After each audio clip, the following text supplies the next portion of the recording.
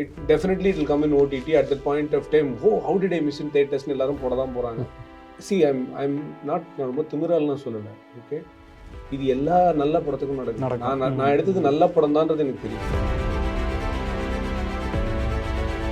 Rerelease படங்கள் உங்களை அச்சுறுத்துதா புது இயக்குநர்கள்? ஒரு ஆஸ்பைரிங் ஃபில்ம் மேக்கர்ஸ் அவங்களோட ஒரு யங் டீமுக்கான ஒரு ஸ்பேஸை நம்ம டெஸ்ட்ராய் பண்ணாமல் வெறும்னே வந்து மணி ஏர்ன் பண்ணுன்ற இன்டென்ஷனில் வருதுன்னா எனக்கு அதை பற்றி என்ன எப்படி கமெண்ட் பண்ணுறதுன்னு தெரியல. சினிமா எப்படி ஃபங்க்ஷன் ஆகும் நான் பிலீவ் பண்ணுறேன்னா, எது போட்டால் ரிட்டர்ன்ஸ் வருமோ அதுதான் அவங்க போடுவாங்களோன்னு நான் பிலீவ் பண்ணுறேன். இந்த ஒரு இப்போ அதுக்காக தான் ஃபெஸ்டிவல்ஸ் இருக்குது. நீங்கள் அந்த மாதிரி பார்க்கணுன்னா இங்கே போய் பார்த்துக்கோங்க.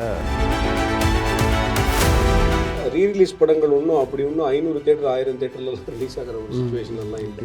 ஸோ நம்ம அதெல்லாம் காரணமாக சொல்ல முடியாது. காந்தா படத்தில் வந்து ரொம்ப பியூட்டிஃபுல்லான ஒரு டைலாக் வரும். நீ சொல்கிற ஆடியன்ஸ் வந்து 50 வருஷத்துக்கு அப்புறம் இருக்கவே மாட்டான்டா, ஆனால் நான் பண்ண படம் இருக்கும்டா அப்படின்னு. அவர் பியூட்டிஃபுல்லான டைலாக் அது. அப்போ ஒரே ஆடியன்ஸுங்கிறது நம்ம தானே. டிராகன் மாதிரி ஒரு படம் எடுத்துக்கிட்டால் கூட நல்ல கமர்ஷியல் படம். I mean, that's a very good example of a modern day commercial. இதை பொறுத்த வரைக்கும் இன்னைக்கு ஒரு படத்தில் ரொம்ப முக்கியமான விஷயம்னா டேக் அவே. பைசன் பார்த்தேன், த்ருவ் வந்து அவார்டு வாங்கும்போது அந்த அப்பா பாடுற ஒரு தாலாட்டு பாட்டு போட்டிருக்கோம். எனக்கு கண்ணில் தண்ணியே வந்துருச்சு. அவனை வந்து கைத்தட்டி எல்லாம் நீங்கள் பயங்கரமாக சேர் பண்ணிட்டு வீட்டுக்கு போய் ஒரு ஃபிலிம் மேக்கர் அவர் அதை பண்ணியிருக்கலாம். யாரும் அந்த படத்தை தப்பாக சொல்ல போகிறதில்ல. பட் நீங்கள் வீட்டுக்கு போகிற லாஸ்ட் மொமெண்ட் வரைக்கும் அந்த ப்ராடக்ட்ல ஒரு நேர்மை இருக்கு. இப்போ நம்ம நிறைய பேர் சொல்றது வந்து ஜென்சி கிட்ஸ்க்கு பிடிச்ச மாதிரி படம் எடுங்க. இதே பசங்க இன்னும் 20-40 இதே பசங்க அவங்களே அவங்கள பூமர்னு சொல்லிப்பாங்க. எம்பத்தி ரொம்ப கம்மியாக இருக்குன்னு நான் பார்க்குறேன். ஓகே, இன்னொருத்தர் ஷூவில் நின்று அவங்க படுற கஷ்டம் என்னன்றதை நம்ம பார்க்குற ஒரு ஜெனரேஷன் நம்ம இழந்துட்டோம் அப்படின்னு தோணும். ஏதாவது ஒரு அக்கேஷன் தான் உன் ஃப்ரெண்டு கூட சேர்ந்து உட்காந்து நீ அழுதுருக்கேன் உன் லைஃப்பில். எனக்கு நடந்திருக்காது. இன்னைக்கு இருக்கிற பசங்க ஃப்ரெண்ட்ஸ் கூட மச்சான் அவன் ரொம்ப அழகாக அவன் பக்கத்துலேயே போகக்கூடாது அந்த மாதிரி தான் இருக்காது. ஒரு பாயிண்ட்ல நான் காட்டுற சினிமாவை நீ பார்த்துன்னு இருந்திருக்கும்ல, இப்போ நீ என்ன சினிமா எடுத்தது நான் பார்க்குறேன் அந்த ஜோன் கூட நம்ம சொல்லலாம் அப்படி கூட. ஏன்னா அவங்க எல்லாமே இப்போ ஜட்ஜ்மெண்டலோட தான் வராங்க. மட்ராஸ் அப்படின்ற ஒரு படம் வரல அப்படின்னா இன்னைக்கு வந்து ரஞ்சித்தோடைய சில படங்கள் வந்து வரல அப்படின்னா இன்னைக்கு தமிழ் சினிமாவில் சில களங்களை யோசிச்சே பார்த்துருக்க முடியாது நம்மளால். அவர் வந்து அந்த படத்தில் வெற்றி பெற்றாரா தோல்வி விட்டுறாரான்றதெல்லாம் வந்து அந்த கமர்ஷியல் ஆஸ்பெக்ட்ஸ்குள்ளே நான் வரல. அந்த படத்தோட டேர் இருக்கு. நீங்கள் தங்கலான் மாதிரி ஒரு கதையை யோசிக்கவே முடியாது. அவர் அந்த படத்தை எடுத்துட்டார். ஃபிலிம் மேக்கராகவே அவங்க மாரி செல்வா சார் வந்து ரொம்ப ரொம்ப பயங்கர அவங்க கிராஃப்ட்மேன்ஷிப்பில் அவங்களுக்கு ஒரு நம்பிக்கை இருக்குல்ல. கர்ணனில் கூட கர்ணன் தான் அந்த டாங்கி கால் கட்டு போட்டுக்கிட்டே இருக்கும். அவர் எப்போ அந்த கால் கட்டை உடைக்கிறாரோ அப்போ தான் இவரும் அதுலேருந்து பிரேக் ஆகி வெளியே வருவார். அந்த டாங்கி எப்போ மலைக்கு மேலே போய் நிற்கிதோ இவரோட கேரக்டர் பீக்குமே அங்கே தான் வந்து நிற்கும், அந்த பஸ்ஸை உடைப்பார். இதை ஒருத்தர் எக்ஸ்பிளைன் பண்ணாமல் நீங்கள் அந்த மெட்டஃபரை பார்க்கும்போது உங்களுக்கு அண்டர்ஸ்டாண்ட் ஆகுதில்ல. எனக்கு ஸ்க்ரீன் ரைட்டிங் சொல்லி கொடுத்த குரு ஒன்றே தான் சொல்லி கொடுத்தாரு. ஸ்டோரின்னா என்ன, somebody want something they have difficulty in getting it. இவ்வளோதான் கதை. அந்த வாண்ட் சம்திங் என்ன.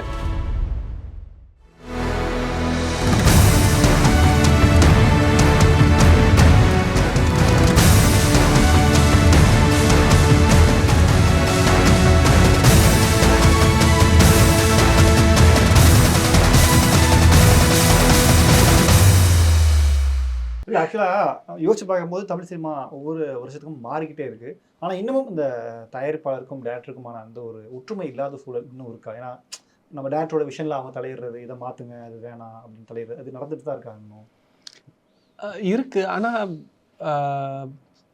டைரக்டராக நான் சரி, ப்ரொடியூசராக அவங்க சரி. ஓகே, ஆமாம், அது வந்து ஒரு பொழுதும் அவங்க தப்பு அப்படின்னு நம்ம சொல்லவே முடியாது. ஏன்னா ஃபில்மை வந்து பிஸ்னஸ் பண்ணி அதோட ஃபஸ்ட்டு ப்ராஃபிட்டே ஃபில்மு ரொம்ப டைட்டான பட்ஜெட்டுக்குள்ளே 4 crore ஒரு 25 lakh கம்மியாக அந்த ஃபில்மை முடிக்கிறதுல தான் ஃபஸ்ட்டு ப்ராஃபிட்டே ஸ்டார்ட் ஆகும். இன்கேஸ் அந்த 25 lakh வந்து லாஸ்னா கூட ஃபில்ம் பிரேக் இவன்ற ஒரு இடத்துக்குள்ளே வருவாங்க. ஸோ அவங்களுக்கு வந்து அந்த ஆங்ஸைட்டி அண்ட் ஃபியரில் அந்த ஒரு சேலஞ்ச் அவங்களுக்கு டெஃபினட்டாக இருந்துக்கிட்டே இருக்குது. அதனால் சில கால் வந்து ஹாஷாக எடுத்தாலுமே அதற்கான தேவையும் நியாயமும் இருக்குது தான் அவங்க சைடு. சேம் சைடு அதுக்கு ஆப்போசிட்டாக வந்து எவ்வளோ சண்டை போட்டு எனக்கு இது வேணும் அப்படின்னு சொல்லி ஆர்கியூ பண்ணி சண்டை போட்டு ரெக்வஸ்ட் பண்ணி வாங்கி நான் எனக்கான விஷயத்த பண்ணாலும் அது எனக்கான நியாயமும் இருக்குதான். ஸோ அது டிம் பர்டன் ஒரு ஃபில்ம் மேக்கர் இருக்கார், எனக்கு ரொம்ப பிடிச்ச film maker, animator and film மேக்கராக மாறினவங்க. அவரோட பிக் ஃபிஷ்ஷு படம் முக்கியமான படம். அவர் சொல்லுவார், இந்த ஃபில்ம் மேக்கரோட ரோலே வந்து இந்த பேட்டில் வந்து எந்த பேட்டில் நீ விட்டு கொடுக்குற, எந்த பேட்டில் வந்து உனக்கா நீ வச்சுக்கிறங்கிறதுல தான் ஃபில்ம் மேக்கரோட வைஸ்ஃபுல்னஸ் இருக்குது அப்படின்ற மாதிரி சொல்லுவாங்க. நம்ம சிலது வந்து அவங்களுக்காக நெகோஷியேஷனில் அவங்களுக்காக விடணும், சிலது வந்து நமக்கு அடமெண்ட்டாக வேணும் அப்படிங்கிறதுல நம்ம ரொம்ப ஸ்ட்ராங்காக இருக்கணும்னு நினைக்கிறேன். ஓகே, சேம் இதே கருத்து தானே உங்களுக்குமே? ஆமாம், இப்போது அண்ணன் சொன்ன அந்த கடைசி பாயிண்ட்டு தான். இப்போ என்னென்னா ஒரு 4 பாயிண்ட் டிஸ்கஷனுக்கு வருதுன்னா நமக்கு எந்த 2 முக்கியன்றதை பார்த்துட்டு மீதி 2 அவங்களுக்கு அந்த மாதிரியான சுச்சுவேஷனில் தான் இருக்குது. பட் இப்போ எனக்கு வந்து எங்கள் ப்ரொடியூசர் ஆல்ரெடி அவரே ஒரு டைரக்டராக இருந்ததுனால சில விஷயங்கள் ஒரு டிப்பிக்கல் ப்ரொடியூசர் மாதிரியான விஷயங்கள் நான் கொஞ்சம் தவிர்த்தேன், எனக்கு கொஞ்சம் நடக்கலைன்னு வச்சுப்போமே. ஏன்னா இப்போது இன்றைக்கி நாளைக்கே ஒரு அவுட் எனக்கு வேணும் அப்படின்னா அவருக்கு தெரியும் இந்த அவுட் நாளைக்குள்ளே ரெடி ஆகாதுன்னு அவருக்கு தெரியும். ஸோ அந்த மாதிரியான விஷயங்கள் ஒரு க்ரியேட்டிவ் ஸ்பேஸ்லேருந்து வர்றதுனால எனக்கு ரொம்ப பெருசாக அந்த மாதிரியான பிரச்சனைகள் இல்லை. ஓகே, எனக்கு லக் என்னென்னா இது வரைக்கும் நான் பண்ண 2 படத்தோட ப்ரொடியூசர்ஸுமே they were never first lucky man வந்து திங்க் ஸ்டுடியோஸ் தான் பண்ணாங்க. So Swaroop sir actually shooting அன்றைக்கி காலையில் என்கிட்ட ஃபோனில் பேசுகிறது தான். அப்புறம் படம் தான் அவர் பார்த்தாரு. நடுவில் வந்து கம்ப்ளீட்டாக ஆர்கனைஸ் பண்ணது கிஷோர் சார் தான் பண்ணார். கிஷோர் சார் தான் இந்த ப்ராஜெக்ட் அசெம்பிள் பண்ணி கொண்டு போனது. எந்த இடத்துலையுமே கிஷோர் சார் வந்து படத்தை பார்த்துட்டு இதை கட் பண்ணுங்க, அதை மாற்றுங்க, இதை மாற்றுங்க, அதெல்லாம் எதுவுமே கேட்கவே இல்லை. அவர் எதுவுமே சார் நீங்கள் சொன்ன கதையை படமாக எடுத்து கொடுத்துட்டீங்க சார், ஐம் ஹாப்பின்னு போயிட்டார். வேறு எதுவுமே எப்படி அந்த நம்பிக்கை ஃபஸ்ட் ஃபிலிம் டைரக்டர் மேலே எப்படி வரும்? இப்போ இந்த படத்தில் எப்படின்னா, ஏன்னா இவங்க ஏற்கனவே யாத்திசை படம் பண்ணாங்க. ஸோ யாத்திசை என்னன்னா பொன்னியின் செல்வனோட கிளாஷ் விட்ட படம் அது, சரியா? ஆனால் என்னென்னா அந்த ஒரு குறைந்த பட்ஜெட்டில் ஒரு படம், ஒரு 5 கோடி ரூபாயில் ஒரு படத்தை அந்த மாதிரி கொண்டு வந்து நீங்கள் ஒரு ஸ்கேலாக வந்து அந்த படத்தை காமிச்சிட்டாங்கல்ல. ஸோ அவங்களுக்கு என்னென்னா இது வந்து அடுத்தது நம்ம கம்ப்ளீட்டாக வித்தியாசமாக ஒரு படம் பண்ணுறோம், ஒரு கம்ப்ளீட் பிளாக் காமெடி ஜானரில் ஒரு படம் பண்ணுறோம், அது இன்னும் இருக்கணும்னு அந்த மெனக்கெடல் அவங்க சைட்லேருந்து நிறைய இருக்கும். ஆனால் என்னென்னா ஸ்கிரிப்ட் கேட்டு முடிச்சதுக்கப்புறம் எனக்கு எந்த இடத்துலையுமே இது வேணும் அது வேணும் அதெல்லாம் எதுவுமே சொல்லவே இல்லை. ஃபைனல் அவுட் பார்த்துட்டு என்னென்னா ஒரு கிட்டத்தட்ட எல்லாருக்குமே அது ஜென்ரலாக எல்லா ப்ராடக்ட்லேயும் நடக்கும், கொஞ்சம் சின்ன சின்ன கரெக்ஷன்ஸ் தேவைப்படலாம், சிலது எடிட்டில் மாற்ற வேண்டியிருக்கும், அந்த மாதிரி தானே இருந்தது தவிர அது என்னென்னா தட்ஸ் அ வெரி கலெக்டிவ் கால்.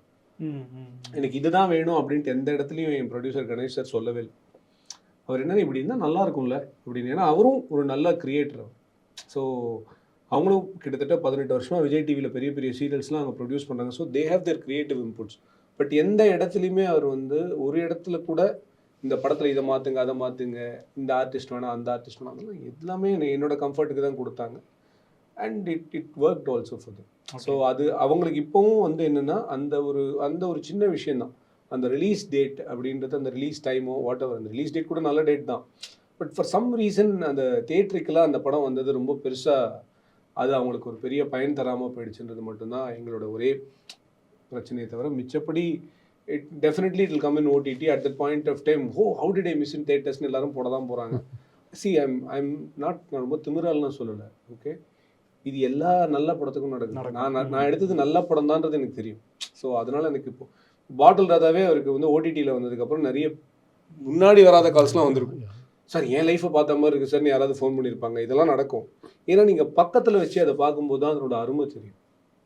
ஏன்னா இப்போ அதனால தான் ஓடிடிக்கு வந்து இவர் எடுத்தது ஏன் நிறைய பேருக்கு பிடிச்சிச்சு அப்படின்னா, டீட்டெயிலிங் ரொம்ப முக்கியம் ஓடிடிக்கு. சினிமாவில் கூட டீட்டெயிலிங் வந்து டக்குன்னு நீங்கள் ஸ்கிப் பண்ணிட்டு ஓடிடலாம். பாஸ் பண்ணி ரீவைண்ட் பண்ணி போய் பார்த்து இது கரெக்டாக சொன்னாங்களா இல்லையா, இந்த எபிசோடில் அவன் சொன்னானே, இந்த மாதிரிலாம் இருக்கும்.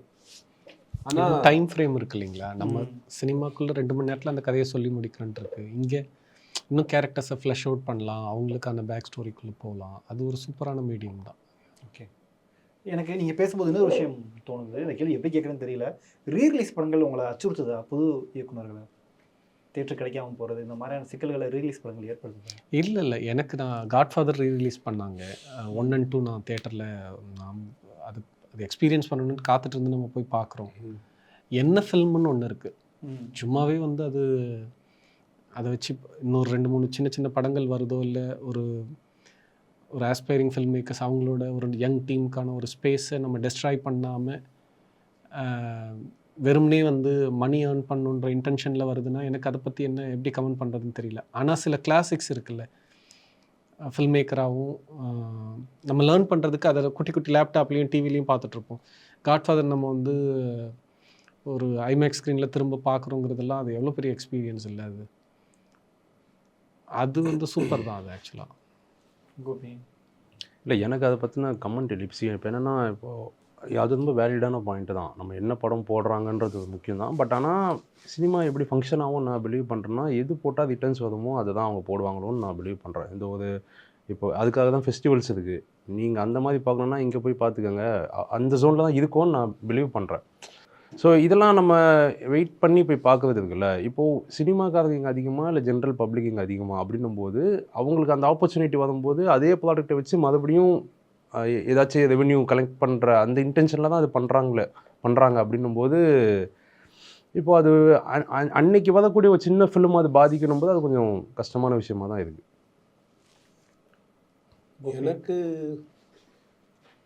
எனக்கு அது படத்துக்கு மிச்ச படங்களுக்கு தேட்டர் கிடைக்க மாட்டேங்குது அப்படின்றது வந்து ஒரு ரொம்ப வேலிடான பாயிண்ட். ஓகே, பட் ரீரிலீஸ் படங்கள் ஒன்றும் 500 தேட்டர் 1000 தேட்டர்லாம் ரிலீஸ் ஆகிற ஒரு சுச்சுவேஷன்லாம் இல்லை. ஸோ நம்ம அதெல்லாம் காரணமாக சொல்ல முடியாது. ஆனால் ஏன் இவ்வளோ ரீரிலீஸ் வருது அப்படின்னு ஒரு கேள்வியை நம்ம இந்த இடத்துல முன்னாடி வச்சா, இப்போ சமீபத்தில் வந்த ப்ரொடக்ஷனில், அதாவது இப்போ நம்ம ஆஸ் வி ஸ்பீக் ரஞ்சித், நம்ம இன்னைக்கு ஒரு படம் எடுக்கிறோம் அப்படின்னு இப்போ நம்ம பேசிட்டு இருக்கும்போது சில படங்கள்லாம் ப்ரொடியூஸ் ஆகிட்டு இருக்குல்ல, இந்த படங்களுக்கெல்லாம் படம் முடிஞ்சு அந்த தயாரிப்பாளரும் இயக்குனரும் அந்த நடிகரும் அந்த ஹீரோ இவங்க எல்லாரும் எதிர்பார்க்குற ஒரு அவுட் வந்து அதுக்கப்புறம் அது வியாபாரமாகி OTT sadly whatever it is எல்லாம் முடிஞ்சு அது திரையரங்க பார்க்கறதுக்கு இருக்கு பாருங்க, கிட்டத்தட்ட யானை பிரசவம் மாதிரி இப்போ. ஏன்னா முன்னாடி ஸ்டூடியோ கல்ச்சரில் சினிமா இருந்த போது நான் படிச்சிருக்கேன், தேவர் இருக்கார் இல்லையா, சின்னப்பா தேவர், அவர் வந்து பூஜை போட்டு அமாவாசை அன்னைக்கு பூஜை போடுறோம், இதுலேருந்து 3வது அமாவாசை படம் ரிலீஸ்ன்றோம். ஏன்னா ஸ்டூடியோக்குள்ளேயே படம் டக்குன்னு முடியும், டப்பிங் முடியும், செட்டு போடுவாங்க, வேலை முடிஞ்சிடும் உங்களுக்கு. ஆனால் இப்போ அப்படி கிடையாது. இன்னைக்கு இப்போ நீங்கள் டைம் கொடுக்காம பாட்டில் ராதா மாதிரி ஒரு படம் எடுத்துடவே முடியாது. நீங்கள் டைம் கொடுக்காம குற்றம் புரிந்தவன் எடுக்கவே முடியாது இன்னைக்கு. ஏன்னா பீப்புளுடைய ரசனை மாறுது, விஷுவல் எக்ஸ்பீரியன்சஸ் நிறைய வேணும்னு எதிர்பார்க்குறாங்க. ஸோ இதுக்கு தேட வேண்டியிருக்கு. ஒன்றும் இல்லை, இப்போது இங்கே சென்னையில் போய் எல்லா செவரையும் காமிச்சாச்சு சென்னையில். லாஜிக்காக அதுதான். அதனால தான் ஃபிலிம் மேக்கர்ஸ் வந்து வெளியூர்களுக்கு போகிறது, இந்த மாதிரி தான், அதுதான் ரீசனே. ஸோ நீங்கள் இது வரைக்கும் பார்க்காத லொக்கேஷன் அப்படின்னு தேடி கண்டுபிடிக்கிறதே இப்போ ரொம்ப கஷ்டமாக இருக்குது. எவ்வளோ நாள் தான் அதே சவுத்தை வேறு மாதிரி பெயிண்ட் அடித்து காமிச்சிட்டு இருக்கீங்க, ஆடியன்ஸ் கண்டுபிடிச்சு இது அந்த படத்தில் வந்து வீடு தரலாம் அப்படின்ட்டான். ரொம்ப ஈஸி அப்படின்றதுக்குள்ள பிடிப்பாங்க. ஸோ ஒரு படம் ரெடி ஆகிறதுக்கே நீங்கள் டைம் ஆகுது. ஸோ ஒரு படம் தேட்டருக்கு வரத்துக்கே, ஒரு சாதாரண படம் தேட்டருக்கு வரத்துக்கே இவ்வளோ டைம் ஆகும்போது தேட்டர்களும் ரன் ஆகணும். ஸோ மக்கள் தேட்டருக்கே வரலன்னா நான் படம் எடுத்துன்னு தேட்டருக்கு போய் என்ன யூஸ்? ஸோ தேட்டர்களுக்கு மக்கள் வர வைக்கிற ஒரு வேலையை இந்த ரீரிலீஸ் பண்ண படங்கள் வந்து தேட்டர் மேலே இருக்கிற ஒரு நம்பிக்கையை இந்த ரீரிலீஸ் படங்கள் வந்து எங்கேயோ ஒரு இடத்துல உறுதி செய்யுது அப்படின்னு நான் நினைக்கிறேன். ஸோ அந்த ஒரு விஷயத்தை பொறுத்த வரைக்கும் I am grateful that the theatres rereleasing certain big films. Especially I saw Padayappa வந்து தேட்டரில் போய் எனக்கு பயங்கர எனக்கு செம்ம ஜாலியாக இருந்தது. என்னென்னா, எதுக்கு நம்ம தேட்டருக்கு போகிறோம்னா ஒரு கொண்டாட்டமான மனநிலைக்கு தேட்டருக்கு போகிறோம். சில படங்கள் நம்ம உள்ளே போகும்போதே தெரியும் தட் இந்த படம் வந்து நான் இதுக்கு தான் பார்க்க போகிறேன் அப்படின்னு. நான் என்ஜாய் பண்ணுறதுக்கு போனால் பயங்கரமாக என்ஜாய் பண்ணிட்டாங்க. ஸோ இப்போ என்ன நடக்குதுன்னா, அப்பாடா தேட்டருக்கு ஜனங்க வராங்க, நம்ம கொஞ்சம் படம் எடுக்கலாம், நல்ல படம் எடுக்கலாம், அந்த ஒரு நம்பிக்கை வருது இல்லை, அவ்வளோதான் சிம்பிள். ஓகே, நான் நிறைய இயக்குனர்கள்ட்ட பேசும்போது முதல் படம் வந்து ஒரு கண்டென்ட் ஓரியன்ட் படமாக பண்ணியிருப்பாங்க. ஆனால் 2வது படமும் அதே ஜானரில் பண்ணுறதுக்கு நிறைய பேர் தயங்குறாங்க. ஒரு கமர்ஷியலுக்குள்ளே போனால் தான் நாம் இண்டஸ்ட்ரியில் சர்வே ஆக முடியும் அப்படின்ற தாட் நிறைய பேர் இருக்குது. நீங்கள் கமர்ஷியல்னு எதை சொல்கிறீங்க? ஃபிலிமாகவே கமர்ஷியலாக ஒரு படம் பண்ணணும். அதான் இந்த கமர்ஷியல்னா என்ன, 4 பாட்டு 5 ஃபைட்டா? அந்த மாதிரி தான் கிட்டத்தட்ட. அது கேட்டுக்கிறது பெட்டர்ல. எனக்கு அப்படி இல்லைன்னு சொல்ல முடியாது. ஹானஸ்டாக சொல்கிறது நான் திரும்ப பாட்டில் ராதா பண்ணேன். ஆனால் அது வந்து நாம் ரொம்ப கான்ஷியஸாக கமர்ஷியலாக போகிறோன்ற மைண்டு கிடையாது. அந்த படம் ஒரு எக்ஸ்பீரியன்ஸ் கொடுத்துருக்கு, அதுலேருந்து நிறைய லேர்ன் பண்ணியிருக்கோம். அந்த படம் ஒரு குரூப் ஆஃப் பீப்புளை வந்து ரொம்பவே மூவ் பண்ணியிருக்கு. இன்னும் வைடரான ஒரு ஆடியன்ஸை ரீச் பண்ணுறதுக்கு நம்ம என்ன பண்ணணும்? இப்போது சார் பேசும்போது நிறைய டைம் அந்த ஃபில்மோட ரிட்டர்ன்ஸ் பற்றிய கமெண்ட் திரும்ப வந்துக்கிட்டே இருக்குல்ல, நம்ம அதுவும் நம்ம ரெஸ்பான்சிபிலிட்டி தான் இல்லை. நம்ம படம் பண்ணோம், ஒரு ஆர்ட் பீஸ் மாதிரி அதை மட்டும் அப்படி வைக்கிறதோட மட்டும் டைரக்டரோட ரோல் முடியாதுல்ல. ப்ரொடியூசர் அவங்களோட ஹார்ட் ஏர்ன் பண்ணி தானே அதை ஜஸ்டிஃபை பண்ணணும்ல.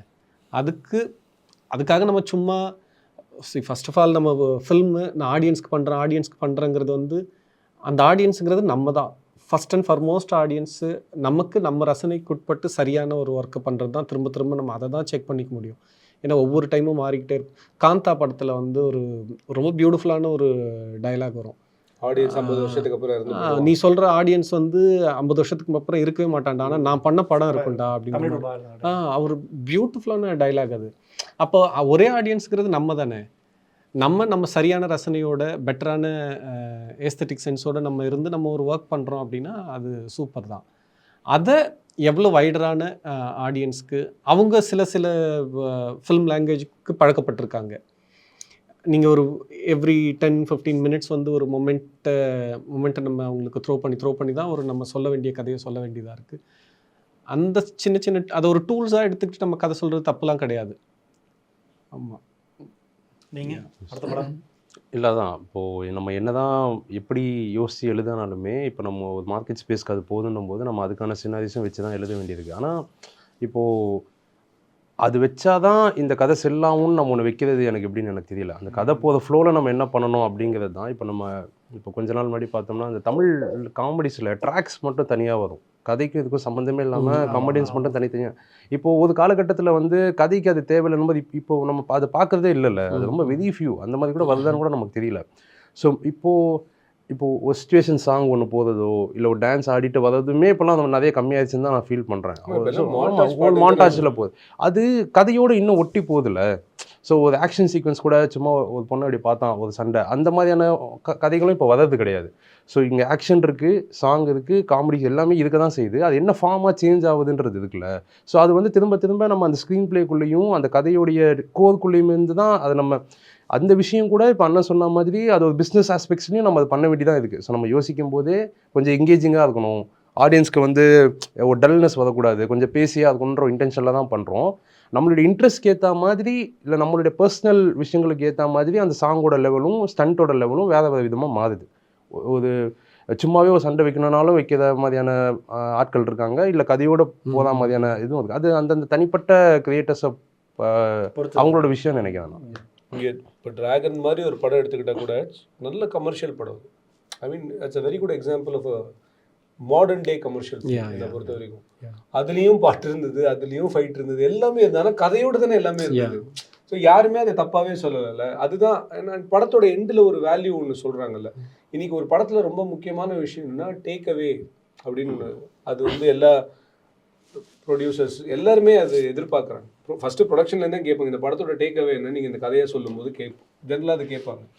ஸோ ஒரு படத்துக்கும் ஒரு டேக் அவே இருக்குது. இப்போ பாட்டில் ராஜாவோட டேக் அவே என்னென்னா இவ்வளோ டாக்ஸிக்கான ஒரு ரிலேஷன்ஷிப்பில் என்ன தான் இருந்தாலும் அந்த பொண்ணோட உணர்வுக்கு ஒரு மரியாதை இருக்குன்றது தான் மேட்ரு. ஸோ இந்த கதையில் என்னென்னா குற்றம் புரிந்தவனோட டேக் அவே அவர் என்ன யோசிச்சார் அப்படின்றது. But at some point of time எங்கேயோ ஒரு இடத்துல நம்ம எல்லாருமே செல்ஃபிஷாக இருந்துடுறோன்றது தான் நான் அதில் டேக் அவே நான் எடுத்துக்கிறேன். ஏன்னா அது அவர் மறைக்காமல் இருந்திருந்தாருன்னா அந்த கதையில் என்ன நடந்திருக்கும்னு ஒன்று இருக்குல்ல. ஸோ அது ஸ்க்ரீன் பிளே டெக்னிக்கில் ஒன்று. சப்போஸ் இந்த கேரக்டர் திடீர்னு செத்து போயிடுச்சுன்னா அந்த கதை என்ன ஆகும், நீ ரொம்ப ரசிக்கிற கேரக்டர் செத்து போச்சுன்னா அந்த கதை எப்படி மாறும்னு ஒரு டைனமிக்ஸ் ஒன்று நாங்கள் அது ஸ்க்ரீன் பிளே அது ப்ராக்டிஸ்க்காகலாம் நான் பண்ணி பார்த்துருக்கேன். ஸோ அந்த மாதிரி இப்போ எனக்கு என்னென்னா என்னோட குமார சம்பவத்தோட டேக் என்னென்னா உன் வீட்டில் உன் பக்கத்துலேயே இருந்த ஒரு மனுஷனை பற்றி நீ வாழ்க்கை ஃபுல்லாக தெரிஞ்சிக்காமல் இருந்துகிட்ருக்கேன், உன் வீட்டு டெனண்ட்டை ஃபஸ்ட்டு யாருன்னு தெரிஞ்சுக்கோன்றது தான் என்னோட லவ் தை நெய்பர் தான் என்னோட டேக் அவே அந்த படத்தை பொறுத்த வரைக்கும். ஸோ இன்றைக்கி கமர்ஷியலாக இவர் சொன்ன மாதிரி ஆர்ட் ஃபார்ம் மாறிக்கிட்டே இருந்தாலும் இதுக்குள்ளே தான் இந்த எமோஷன்ஸ் மாறவே போகிறது இல்லை. சிரிப்பு, அழுகை, காதல், கோபம், வீரம் எதுவுமே மாறப்போகிறது. ஓகே, அதை நம்ம எப்படி காட்டுறோம்? இப்போது எப்படின்னா இப்போது ரொம்ப சிம்பிள் என்னன்னா பைசன் பார்த்தேன் நான் சமீபத்தில் பார்த்த என்னை ரொம்ப மூவ் பண்ண படம் அது. ஏன்னா அந்த படத்தில் வந்து மாரி செல்வராஜ் சார் வந்து கடைசியில் வந்து அந்த த்ருவ் வந்து அவார்டு வாங்கும்போது அந்த அப்பா பாடுற ஒரு தாலாட்டு பாட்டு போட்டிருப்பாரு. எனக்கு கண்ணில் தண்ணியாக வந்துருச்சு. அப்படியே என்ன வேணா அது அந்த படத்தோட ஒரு வின்னிங் மூமெண்ட் அது. ஓகே, அவனை வந்து கை தட்டி எல்லாம் நீங்கள் பயங்கரமாக சேர் பண்ணிட்டு வீட்டுக்கு போய் ஒரு ஃபிலிம் மேக்கர் அவர் அதை பண்ணியிருக்கலாம். ஏன்னா அந்த படத்தில் people really bought the film. எல்லாருக்கும் அந்த படம் பிடிச்சிருச்சு, படம் முடியதான் போகுது, யாரும் அந்த படத்தை தப்பாக சொல்ல போகிறதில்ல. பட் நீங்கள் வீட்டுக்கு போகிற லாஸ்ட் மொமெண்ட் வரைக்கும் அந்த ப்ராடக்டில் ஒரு நேர்மை இருக்குல்ல. சரி, அதுதான் நான் சொல்ல வரேன். இப்போ பைசனும் கமர்ஷியல் படம் தான். If you look at it, ஒரு ஸ்போர்ட்ஸ் ஃபிலிம் தான் அது. ஓகே. ஆனால் என்னென்னா அந்த ஸ்போர்ட்டுக்கு பின்னாடி அவன் பட்ட கஷ்டம்னு ஒன்று இருக்குல்ல, அதுதான் படம். இப்போ பாக் மில்கா பாக் வந்து ஸ்போர்ட்ஸ் ஃபிலிம் தான். ஆனால் ஒருத்தன் பாகிஸ்தான்லேருந்து உயிருக்கு தப்பிச்சு ஓடி வந்து இந்தியாவும் பாகிஸ்தானும் பிரியும் போது தப்பிச்சு ஓடி வந்த ஒரு மில்கா சிங் அவனோட ஃபைனல் ரேஸை எப்படி வந்து பாகிஸ்தானில் ஓடி பாகிஸ்தான் வீரனை ஜெயிச்சான்றது அந்த படத்தோட ஒன்லைன். ஓகே.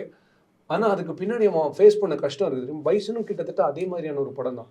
பட் என்னென்ன அந்த வீட்டுக்கு போகும்போது அந்த ஃபாதர் அந்த பையனுக்காக அந்த லைஃப் ஃபுல்லாக அந்த பையனை காப்பாற்றுறதுக்கு அந்த அப்பா என்ன பண்ணியிருப்பாரு, அந்த அப்பாவோட நான் என்ன தெரியுமா யோசிச்சேன், அந்த அவார்டு வாங்கின நைட்டு அவங்க அப்பா தூங்குறதோட அந்த படம் முடிஞ்சிடணும். அந்த அந்த பாட்டை பார்க்கும்போது எனக்கு அப்படிதான் தோணும். Okay. See our life is made இல்லை. சினிமா கிடைக்கும் அந்த மேஜிக் வேறு எந்த படத்தில் கிடைக்கும், வேறு எதில் கிடைக்கும்? நீங்கள் எத்தனை ஒரு புத்தகம் நம்ம 3 பேருமே 4 பேருமே படிக்கிறோம்னா அந்த புத்தகம் நம்ம எல்லாருக்கும் கொடுக்கக்கூடிய உணர்வுகள் காட்சிகள் வேறு வேறு மாதிரி இருக்கும். ஆனால் ஒரு படம்ன்றது இதே காட்சி இதே இதுதான். பட் அது நம்ம கொடுக்கக்கூடிய உணர்வுகள் என்ன சொல்லிச்சுன்றது தானே விஷயமே. ஸோ எனக்கு அதுதான் ரொம்ப இம்பார்ட்டன்ட்னு தோணுது. இன்னைக்கு கமர்ஷியல் ரீடிஃபைன் ஆகிட்டு இருக்கு, ஓகே, என்டர்டெயின்மெண்ட் ரீடிஃபைன் ஆகிட்டு இருக்கு. நம்ம அதே மாதிரி தான் படம் எடுத்துகிட்டு இருப்போம் அப்படின்னா ஒன்றுமே பண்ண முடியாது. ஆக்சுவலாக கமர்ஷியல் ஃபிலிம்ஸ் வந்து அது ஹைலி ரெஸ்பெக்டபிளான ஒரு ஆர்ட் ஃபார்ம். அது நம்ம அது ஒரு பொழுதும் அது வந்து இன்ஃபீரியர் அப்படிங்கிறதுலாம், இன்ஃபேக்ட் அது வந்து ரொம்ப சுப்பீரியராக, ரொம்ப டஃபஸ்ட் அது. ஆக்சுவலாக நான் பாட்டில் ராதா எழுதினேன், நான் அந்த மாதிரி ஒரு ஒர்க் எழுதுறதுங்கிறது அதாவது சும்மா சீப் கமர்ஷியலாக சொல்ல, நான் ஒரு மீனிங்ஃபுல்லாக ஒரு வேல்யூவோட ஒரு கமர்ஷியல் ஃபில்ம் எழுதுறதுங்கிறது இருக்குல்ல. டிராகன் மாதிரி டிராகன் இருக்குது அதில், ரப்பர் பந்து அந்த ஒரு சென்ஸ்குள்ளே நீங்கள் சொல்லலாம். நீங்கள் சார்பேட்டா அப்படி சொல்லலாம், மெட்ராஸ் அப்படி சொல்லலாம், ஆடுகளம் அப்படி சொல்லலாம், வடசென்னை அப்படி சொல்லலாம், பருத்தி வீரனை அந்த மாதிரி சொல்லலாம், சுப்பிரமணியபுரம் அப்படி சொல்லலாம். நிறைய ஒர்க் இருக்கே அது வந்து ஈவன் புஷ்பாவே புஷ்பா ஒன்றுமே எனக்கு பிடிச்சதா இருந்தது. அது வந்து அவர் ஒரு வேல்யூவோட தானே ஒர்க் பண்ணுறாரு. ரங்கஸ்தலம் வந்து அதுக்குள்ளே ஒரு வேல்யூ இருக்கும், புஷ்பாக்குள்ளே ஒரு கேரக்டருக்கு ஒரு இன்டெகிரிட்டி இருக்கும். அந்த மாதிரி ஒர்க் சொல்கிறேன். அவர் ரொம்ப எக்ஸாஜிரேட்டடாக ஒரு பயங்கரமான ஒரு ஆர்ட் ஃபார்ம் அது. அது அது கற்றுக்கணும் தான். இல்லை, நீங்கள் பேசும்போது எனக்கு தோணுது கண்டென்ட் ஈஸியாக கமர்ஷியல் ஈஸியாக. இல்லை, நான் எப்படி பார்க்குறேன்னா, சரி, every film is a commercial film. ஏன்னா நம்ம அதை ஒரு அமௌண்ட் ஒன்று போட்டு அதை நம்ம அது காமர்ஸ்குள்ளே தான் அது வருதுன்னும் போது கமர்ஷியல் ஃபிலிம் தான். அந்த ரேஞ்சு தான் நம்ம டிஃபர் பண்ணுறோம். இப்போ பாயிண்ட் 1லேருந்து பாயிண்ட் 10 இருக்குன்னு வச்சுப்போமே.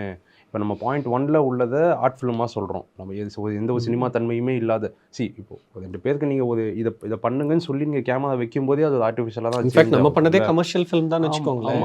வீடெல்லாம் நீங்கள் பாருங்க, நீங்கள் அது கதையாகவே நீங்கள் அது எங்கே ஆரம்பிப்பீங்க எங்கே முடிப்பீங்க அது அப்படின்னு ஒன்று இருக்குல்ல. ஸோ நம்ம அந்த எந்த ரேஞ்சில் நிற்கிறோன்றது தான் நம்மளுடைய விஷயமும் நான் பார்க்குறேன். இப்போ நீங்கள் 10க்கு போயிட்டீங்கன்னா அவ்வளோ சாங்ஸ், அவ்வளோ ஃபைட், அவ்வளோ கமர்ஷியல் சம்மந்தமே இல்லாமல் அவ்வளோ காது வருது, அந்த மாதிரியான விஷயங்களுக்கு நம்ம பண்ணுவோமா அப்படின்றது ஒன்று இருக்குது. அட் த சேம் டைம் நம்ம பாயிண்ட் 1ல் இப்போ சத்யஜித் மாதிரியான ஃபிலிம்ஸோ இல்லை அந்த மாதிரியான ஃபிலிம்ஸ் நம்ம பண்ணுவோமா அப்படின் போது அப்போ அது ஒரு மிடில் ரேஞ்சை நம்ம ஃபைண்ட் அவுட் பண்ண ட்ரை பண்ணுறோம். நம்ம ஒரு 7, 8ம் போகாமல் ஒரு 1, 2ம் இல்லாமல் அந்த ஒரு 4, 5, 6 அந்த ரேஞ்சுக்குள்ளே ஏதாச்சும் நம்ம பண்ணிடலாமான்னு பார்க்குறது தான் ரெண்டுத்தையுமே ஸ்ட்ரைக் பண்ணுறது. Okay okay. நீங்கள் என்ன வேணால் எடுங்க ரஞ்சித். நீங்கள் தியேட்டருக்குள்ளே வரும்போது, ஒரு தியேட்டருக்கு நம்மளை நம்பி ஒரு ஆடியன்ஸ், செட் ஆஃப் ஆடியன்ஸ் உள்ளே வரும்போது அவன் கொடுக்குற பணத்தை கூட ஹைப்போதெட்டிக்கலி நம்மளால் திருப்பி கொடுத்துட முடியும். படம் நல்லா இல்லைன்னா நான் பணத்தை திருப்பி தரேன் அப்படின்னா கடன் வாங்கி கூட கொடுத்துடலாம். அவன் நமக்கு கொடுக்க போகிற டைம் இருக்குல்ல 2 மணி நேரம், அந்த டைமை நம்மளால் திருப்பி கொடுக்கவே முடியும். ஸோ அந்த டைமை நம்ம வந்து எஃபெக்டிவாக அவன் நீ என்ன இந்த 2 மணி நேரம் என் கவலையை நீ மறக்க வச்ச, இல்லாட்டி நீ ஏதோ ஒரு உலகத்தை எனக்கு காமிச்சு அந்த உலகம் எனக்கு பிடிச்சிருந்தது, என் வாழ்க்கையிலேருந்து நான் ஒரு விஷயத்தை இந்த படத்தில் பார்த்தேன், அதை நான் இப்படியும் பார்க்கலாம் அப்படின்றத உன் படத்துலேருந்து தெரிஞ்சுக்கிட்டேன்ற அந்த கனெக்டிங் வேல்யூ, இந்த மாதிரி ஏதாவது ஒரு விஷயம் வந்து அவன் எடுத்துக்கிட்டு போனாலே அவன் கொடுத்த காசுக்கு மேலே நம்ம அவனுக்கு ஒரு வேலை பண்ணிட்டோம் அப்படின்ற ஃபீலிங் இருக்கும். அவன் அப்போ தான் உங்கள் அடுத்த படத்துக்கு திருப்பி 2 மணி நேரம் உங்களுக்கு திருப்பி கொடுப்பான். ஓகே. ஸோ அந்த டைமுக்கு ரொம்ப பெரிய மரியாதை இருக்குது. என்னை பொறுத்த வரைக்கும் டைம் தான் கரன்சி. ஓகே. பட் இப்போ நம்ம நிறைய பேர் சொல்கிறது வந்து ஜென்சி கிட்ஸ்க்கு பிடிச்ச மாதிரி படம் எடுங்க. ஏன்னா இனிமேல் அவங்களுக்கு பிடிச்ச மாதிரி நம்ம படம் ஜென்சி கிட்ஸு 2025 நீங்கள் உங்களை ஜென்சி கிட்ஸ்ன்னு சொல்கிறீங்க. இதே பசங்க இன்னும் 2040 இதே பசங்க அவங்களே அவங்கள பூமர்னு சொல்லிப்பாங்க. ஓகே. ஏன்னா இப்போ என்ன கோட்பாடு இருக்குது ஜென்சிக்கு, நான் பார்க்குற கோட்பாடு ஒன்றுன்னா அவங்களுக்கு ட்ராமாவே பிடிக்காது. ஓகே. நீங்கள் அவங்க கிட்ட போயிட்டு என்னடா இப்படி இருக்க கத்த ட்ராமாடா அப்படின்னு, இல்லை சாதாரணமாக கேட்டாலே ட்ராமான்றீங்க, இப்படி தான் இருக்காங்க. என்னென்னா வேகமாக முன்னேறது தான் ஜென்சியோட கோட்பாடு அப்படின்னு வச்சுக்கிட்டா, பேசிக்கான ஹியூமன் எமோஷன்ஸ்க்கு வந்து ரொம்ப பெரிய ரெஸ்பெக்ட் இல்லாத ஒரு விஷயமா இருக்குது. எம்பத்தி ரொம்ப கம்மியாக இருக்குதுன்னு நான் பார்க்குறேன். ஓகே. இன்னொருத்தர் ஷூவில் நின்று அவங்க படுற கஷ்டம் என்னன்றதை நம்ம பார்க்குற ஒரு ஜெனரேஷன் நம்ம இழந்துட்டோம் அப்படின்னு எனக்கு தோணுது உண்மையிலே. அது வந்து ஒரு சொசைட்டியாக நம்மளை பார்த்து கேட்டுக்க வேண்டிய கேள்வி. ஏன்னா இந்த ஜென்சி கிட்ஸை யார் வளர்த்துருக்கோம்னா நம்ம தான். Let's be very very clear about it. So அந்த பசங்க மேலே நான் பழியெல்லாம் போட விரும்பலை. பட் என்னென்னா எங்கேயோ ஒரு இடத்துல ஃபேமிலி வேல்யூஸோ எங்கேயோ ஒரு இடத்துல ஃப்ரெண்ட்ஷிப்னா என்னவோ நீங்கள் எத்தனை தடவை உங்கள் லைஃப்பில் இப்போ இருக்கிற கிட்ஸ் இதை பண்ணியிருப்பாங்களேன்னு தெரியுது. கண்டிப்பாக நான் பண்ணியிருக்கேன், இவர் பண்ணியிருப்பார், தம்பி பண்ணியிருப்பார், நீயும் பண்ணியிருப்பார். ஏதாவது ஒரு அக்கேஷனில் உன் ஃப்ரெண்டு கூட சேர்ந்து உட்காந்து நீ அழுதுருப்பேன் உங்கள் லைஃப்பில். எனக்கு நடந்திருக்காது. இன்றைக்கி இருக்கிற பசங்க ஃப்ரெண்ட்ஸ் கூட ஐயோ மச்சான் அவன் ரொம்ப அழகான், அவன் பக்கத்துலேயே போகக்கூடாதுடா, அந்த மாதிரி தான் இருக்காங்க. ஸோ என்னென்னா அந்த ஜென்சி கிட்ஸ் தேட்டருக்கு வந்தால் தான் படம் ஓடும் அப்படிலாம் கிடையாது. நீங்கள் நல்ல படம் எடுத்து கரெக்டான ப்ரமோஷன் கரெக்டாக தேட்டருக்கு கொண்டு வந்து இது நல்ல படம் தெரிஞ்சிருச்சுன்னா எல்லாருமே தேட்டருக்கு வருவாங்க. ஜென்சி கிட்ஸை கூட்டிகிட்டு வருவாங்க. சமீபத்தில் இந்த படம் மறந்துட்டேன் ப்ரோ, ஆரோமலைன்னு ஒரு படம் வந்து சரண் தியாகு. எனக்கு அந்த படம் ரொம்ப பிடிச்சிருந்தது. ஏன்னா அது ஒரு ஜென்சிக்கான படம் தான், ஓகே. ஆனால் அந்த way the director narrated the story, அந்த அம்மாவுக்கும் அந்த அப்பாவுக்கும் இருக்கிற ஒரு கதை ஒன்று அவங்க அம்மா நரேட் பண்ணுவாங்க, ரொம்ப பியூட்டிஃபுல்லாக இருந்துச்சு. எனக்குலாம் அது பார்த்ததுக்கப்புறம் வந்துட்டு I really felt that director was ஆக்சுவலாக அந்த படம் அங்கேருந்து ஆரம்பிச்சிருக்கணும், அதுதான் அவருடைய சிந்தனையாக இருந்திருக்கணும் அப்படின்னு எனக்கு தோணுது. எனக்கு ரொம்ப பிடிச்சிருந்தது இந்த படம். நான் நினைக்கிறது ஜென்சி கிட்ஸ் வந்து அப்படி தனியாக கேட்டகரைஸ் பண்ணுறது அப்படி ஒரு டேர்ம் இருக்குது. ஆனால் அப்படி பண்ண முடியுமா அப்படிங்கிறது எனக்கு தெரியல. எனக்கு பர்சனலாக பாட்டில் ராதா பார்த்துட்டு ஏர்லி 20s இருக்கவங்க, டீனில் இருக்கவங்க வந்து பயங்கரமாக மூவ் ஆகி பேசின நிறைய பேர் கிட்ஸ் வந்துருக்காங்க, அப்படியும் இருக்காங்க. ஸோ அப்போ அப்படி கனெக்ட் ஆகிருக்குல்ல, அவங்க ஏதோ ஒரு இடத்துல அதை ரிலேட் பண்ணிக்கிட்டு இமோஷனலாக அப்போ எமோஷனை வந்து ரிலேட் பண்ணுறாங்க. சாரி டு இன்டர்வியூ ப்ரோ, நான் ஒரு பொண்ணு கிளம்பி போச்சுன்னு சொன்னால அது இந்த மாதிரி ஒரு 20 வயசு பொண்ணு தான். ஏன்னா அந்த பொண்ணுக்கு அவங்க அப்பா அந்த மாதிரி இருந்திருக்காருன்றது அந்த பொண்ணுக்கு வந்துச்சு. அது ஒர்க் ஆகுது இல்லைங்களா, நம்ம ஜென்ரலாக அப்படி சொல்லிட முடியாது. அதே மாதிரி இப்போது என்னோட இதில் வந்து எல்லா டைமுமே வந்து எல்லாருமே வந்து இந்த சொசைட்டிக்குள்ளே இருந்தானே கற்றுக்குறோம், இங்கேருந்து தான் நம்ம புரிஞ்சுக்கிறோம். இன்னும் 10 வருஷம் 100 வருஷம் ஆனாலுமே ஒரு ஃபைனஸ்ட்டு ஃப்ரெண்ட்ஷிப் இருக்கும், ஃபைனான லவ் இருக்கும், ஒரு ஹியூமன் எம்பத்தின் டெஃபினட்டாக இருக்கும், மியூச்சுவல் ரெஸ்பெக்ட்டு, அதை பற்றி பேசுகிறவங்களும் இருப்பாங்க, அதை அக்னாலஜ் பண்ணணும்னு சொல்கிறவங்களும் இருப்பாங்க, அதை அப்போஸ் பண்ணுறவங்களும் இருப்பாங்க. இது இருந்துக்கிட்டே இருக்குன்னு வச்சுக்கோங்களேன், அது மாறவே மாறாது. இல்லை நீங்கள் சொல்லும்போது எனக்கு டக்குன்னு நம்ம ஜென்ரேஷன் யோசிச்சு பார்க்க தோணுது. ஏன்னா நம்ம கமல் சார் படங்கள் நிறைய படங்கள் அந்த மாதிரி வந்து தேட்டரில் கொண்டாட தவறி இருப்போம். அதுக்கு பிறகு வந்து வாவ் செம்மையாக இருக்கே, கட் கிளாசிக், 1001, ஆரண்யகாண்டம் அந்த மாதிரி படங்களை மிஸ் பண்ணிட்டு இப்போ கொண்டாடுறோம். ஸோ மேபி ஜென்சியும் இப்போ ஆரண்யகாண்டம்லாம் ரொம்ப தூரம் கிடையாதுல்ல, 15 இயர்ஸ் பக்கத்தில். நான் எப்படி பார்க்குறேன்னா இந்த ஜென்ரேஷனல் பிளேம் இருக்குல்ல, அது எல்லா ஜென்ரேஷன்லையுமே இருக்கு. இப்போ 70s இருந்தவங்க நீங்களாம் என்னடா நாங்கள் எப்படி இருந்தோம் தெரியுமா அப்படின்வாங்க, 80s இருக்குது, 90s இருக்குது. இப்போ நம்ம ஜென்சியை சொல்கிறோம், நெக்ஸ்ட் ஜென்ரேஷன் வரும்போது இவங்களும் அதை தான் சொல்ல போகிறாங்க. இது ஒரு கண்டினியூஸான ப்ராசஸ். இது ஒன்று இருக்குது எனக்கு ஏதோ ஒரு இதில் நம்ம டேக் இட் ஃபார் கிராண்டடாக இருக்க முடியாதுன்னு நான் நினைக்கிறதுன்னா, இந்த 5-10 இயர்ஸ் டைம்ன்றது வந்து விஷுவலாக வந்து ஒரு அவுட்ஸ்டாண்டிங்கான கண்டென்ட்டை எல்லாருமே ஆக்சஸ் பண்ணுறாங்க. பயங்கர ஐயும் மைண்டும் பயங்கரமாக சஃபஸ்டிகேட்டடாக ஆகிட்டாங்க. நீங்கள் சும்மா ஏதாவது ஒரு போகிற போக்கில் ஒரு ட்ராமாவாக ரொம்ப பேத்தட்டிக்காக எதையாவது எடுத்து வச்சுட்டு நான் வந்து அது வந்து இவங்கள மூவ் பண்ணிடும், இவங்கள அமேஸ் பண்ணிடும்லாம் நம்ம எக்ஸ்பெக்ட் பண்ண முடியாது. அவன் ஒரு பிரேசிலில் இன்னைக்கு கண்டெம்ப்ரரியாக என்ன ஒர்க் நடக்குதோ அதை நெட்ஃப்ளிக்ஸில் பார்ப்பான், ஒரு இட்டாலியில் என்ன ஒர்க் வருதோ அதை பார்க்குறான், இன்னொரு பக்கம் வந்து யூஎஸில் என்ன வருதோ அதை பார்க்குறான், ஜப்பானில் என்ன வருதோ பார்க்குறான். நம்ம ஒர்க்கையுமே கிட்டத்தட்ட அதுக்கான ஒரு விஷுவல் குவாலிட்டி, இமேஜ் குவாலிட்டியாக சொல்கிறேன், பேர் மினிமமாக அதை ஈக்குவலாக இருக்கணும்னு எக்ஸ்பெக்ட் பண்ணுறது சைக்கலாஜிக்கலாக சப்கான்ஷியஸாக அந்த எக்ஸ்பெக்டேஷன் வந்துடும். நாம் அதுக்கு கொஞ்சம் ப்ரிப்பேர் ஆகணும் தான், ஃபில்ம் மேக்கராக டெக்னீஷியன்ஸாக ப்ரிப்பேர் ஆகணும். குளோபல் சினிமாவோட ஃபைட் பண்ணிட்டு இருக்கோம் நம்ம. ஆமாம், ஒரு பாயிண்டில் நான் காட்டுற சினிமாவை நீ பார்த்துன்னு இருந்திருக்கும்ல, இப்போ நீ என்ன சினிமா எடுத்ததை நான் பார்க்குறேன், அந்த ஜோன் கூட நம்ம சொல்லலாம் அப்படி கூட. ஏன்னா அவங்க எல்லாமே இப்போ ஜட்மெண்டலோடு தான் வராங்க. நம்ம இப்போ நீங்கள் ஆரம்பத்தில் ஒரு கொஸ்டின் கேட்டிங்களா, இது மலையாள ஃபிலிமாக இருந்தால் எப்படி இருக்கும்னு. ஸோ நம்ம ஃபிலிமை வந்து ரொம்ப ஜட்மெண்டலாக பார்க்கக்கூடிய இடத்துல தான் நம்ம இருக்குமோனும் எனக்கு சில விஷயங்கள் இப்போ அதுவே வெளியே இப்போ இருக்க இப்போ இருக்கிற ஜெனரேஷன் மோஸ்ட் ஆஃப் த பீப்புளுக்கு டோபமைன் ஹை ரொம்ப தேவைப்படுது. ஸோ இது நம்ம ஜெனரேஷனில் ரொம்ப பெருசாக கிடையாது. நம்ம மிஞ்சி ஸ்லாகிச்சு என்ன மேக்ஸிமம் பேச போகிறோம். ஒரு படம் பார்த்தா, இப்போ தினகரன் படம் பார்த்தாருன்னா நான் அந்த படம் பார்க்கல அப்படின்னா கதை சொல்லுங்க அப்படின்னா முதல்லேருந்து ஆரம்பித்த இப்படி வந்துச்சா. இன்றைக்கி என்னென்னா யாருமே கதை சொல்கிற அந்த மனப்பான்மையிலேயே இல்லை. நான் ரிவ்யூ பார்த்துக்கூடா அப்படின்னு போயிட்டு போகிறேன், மச்சான் இட்ஸ் நாட் ஒர்க்கிங்டா, ஆவரேஜ்டானோ. ஆவரேஜ்னால் எனக்கு என்னென்னே புரியாது. First half plus second half divided by 2 வா, என்னடா சொல்ல வரீங்க இந்த மாதிரி எனக்கு இந்த மாதிரி தான் இருக்கு. நிறைய விஷயங்கள் பேசியாச்சு. இந்த வருஷம் உங்களுக்குமே பர்சனல் ஃபேவரட் அப்படின்னு ஒன்று இருக்கும். ஏதாவது ஒரு படம் தி பெஸ்ட் ஃபைண்ட் அப்படின்ட்டு நீங்கள் நினைக்கிறது இது? எனக்கு வந்து இப்போது பேட் கேர்ள் நல்ல படம், நல்லா இருந்துச்சு, சூப்பரான ஒர்க்கு. கமர்ஷியல் சைடில் வந்து டிராகன் ரொம்ப பிடிச்சிருந்தது. நிறைய ஒர்க் நல்லா இருந்தது. ஆனால் இப்போது ஒரு 2-3 ஃபிலிம்ஸ் பர்சனலாக நான் பார்க்கறதுக்கான வாய்ப்பு கிடைச்சிது. மனிதர்கள் அப்படின்னு ஒரு படம் வந்திருந்தது, ராம் இந்திரா அப்படின்னு ஒருத்தர் பண்ணியிருந்தாங்க. ப்ரைவேட் ஸ்க்ரீனிங்கில் பார்த்தீங்கன்னா ஆமாம், ஐயோ எக்ஸ்ட்ராடினரி ஃபில்ம் அது. டெஃபினட்டாக வந்து ரொம்ப முக்கியமான ஃபில்ம் மேக்கராக, ரொம்ப முக்கியமான கதைகளை முக்கியமான ஃபில்ம் மேக்கராக இவால்வ் ஆவான்னு நான் நினைக்கிறேன். அது நூரி பில்ஜி சைலான்னு சொல்லிட்டு ஒரு டர்க்கிஷ் ஃபில்ம் மேக்கர் இருக்கார். அவரோட ஃபில்ம் மேக்கிங்கு, அந்த ஃபில்ம் லாங்குவேஜ் அதில் பயங்கரமாக இன்ஸ்பயர் ஆகிட்டு, ஈவன் கலர் பைலட்லேருந்து எல்லாமே அந்த சென்ஸில் நைட் சீக்வன்ஸ் அவன் ட்ரீட் பண்ணதெல்லாம் அவுட்ஸ்டாண்டிங்காக இருந்தது அந்த படம். ரொம்ப நம்ம இப்போ ஒரு பாப்புலர் ஆடியன்ஸை மைண்டில் வச்சு எழுதப்படலை, ஆனால் இமேஜஸ் அவ்வளோ கன்விக்ஷனோடு இருந்தது அந்த ஒர்க்கு. அது எனக்கு ரொம்ப முக்கியமான ஒர்க்காக இருந்தது.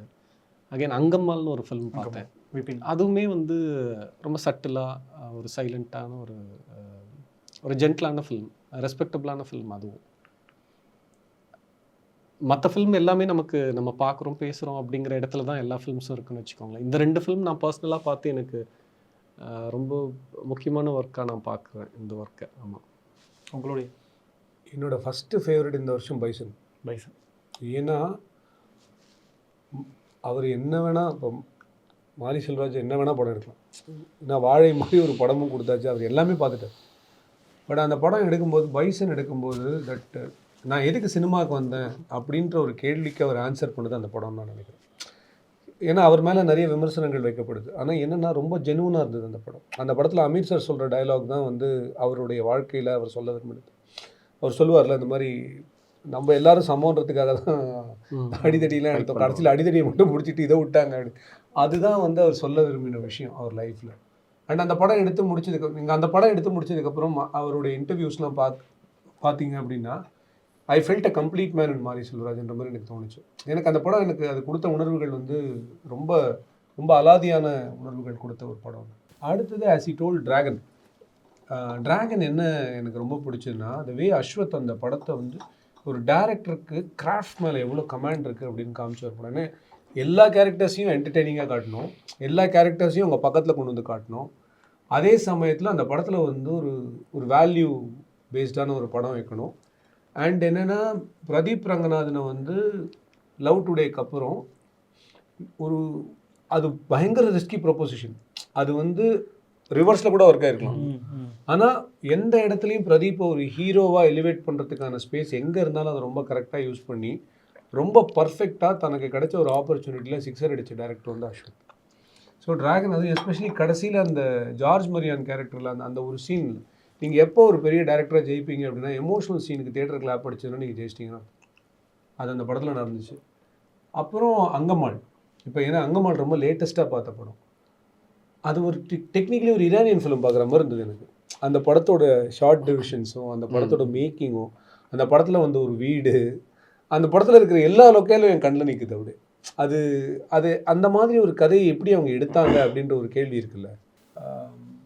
ஆரோமலையில் என்ன பிடிச்சதுன்னா, இங்கே கிஷன் தாஸ் மாதிரி ஒரு ஹீரோ அண்ட் அந்த சிவாத்மிகா, அவங்க ராஜசேகர் சாரோட டாக்டர், அவங்கள வச்சுட்டு இந்த ஹர்ஷத் கான் மட்டும் வச்சுட்டு நீங்கள் இவங்களை வச்சுட்டு ஒரு ப்ராடக்ட் பண்ணணும் அப்படின்னு நினச்சி ஒரு ப்ரொடக்ஷனில் போய் சொல்லி இப்படி ஒரு கதை பண்ண போகிறோம் அப்படின்னு சொல்லி அதை ஓகே வாங்குறதுலாம் இன்றைக்கி சாதாரண விஷயம் கிடையாது.